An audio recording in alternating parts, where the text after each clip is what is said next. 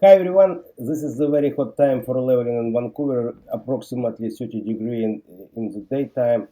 I start very early morning. You see the pink color, it's key primer I put on extended plywood. It's 5/8 sheets. Most of half of room we screw it in, and then we will level over. Other sides I use plenty patch.